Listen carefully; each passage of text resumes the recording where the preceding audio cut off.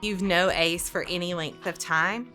He's extremely active, extremely adventurous, and it feels like he is a superhero. His favorite things to do are going to be to run, jump, ride his bicycle, and Spider-Man and Black Panther are right now the current favorites of the bunch.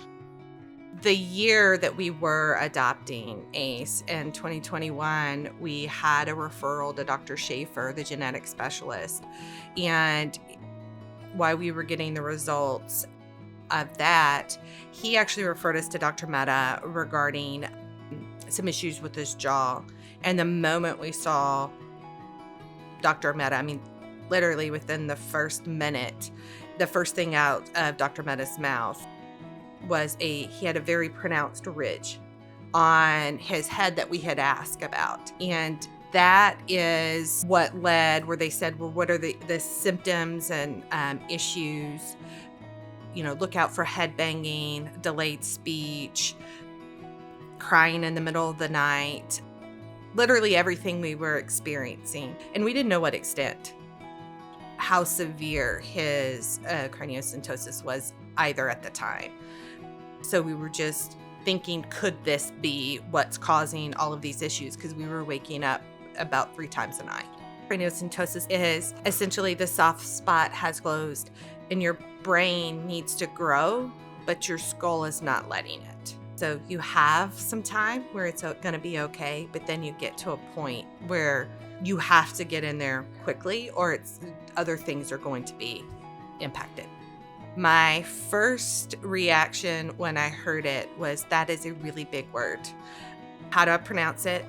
And then I knew about having to wear helmets and reshaping the skull, but I had never heard about the closure of the skull and cranial vault. I had never heard of any of that. So it was a shock and a immediate trying to seek to understand and trying to get as much information as I could.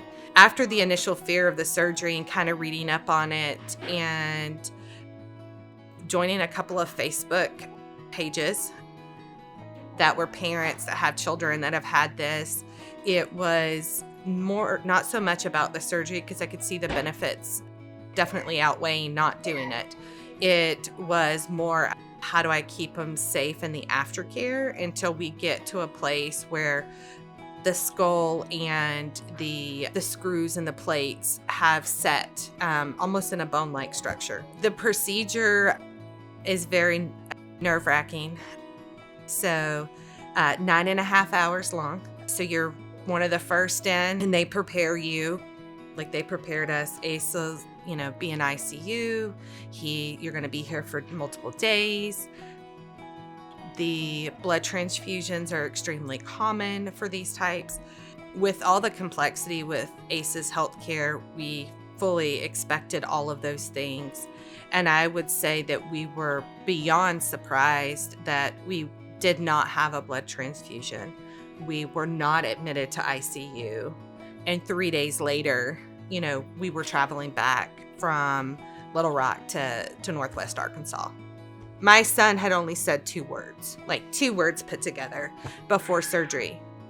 In November 17th, 2021, I had only heard my son say Mom now, no, more juice. And we'd even taught him some sign language to help him because his speech just really wasn't coming along.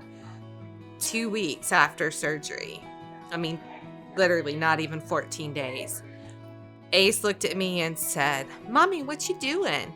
And I had never heard my son ever communicate articulately or more than 2 words at a time to me. And to hear him in 2 weeks be able to say something that he's been trying to get out for so long.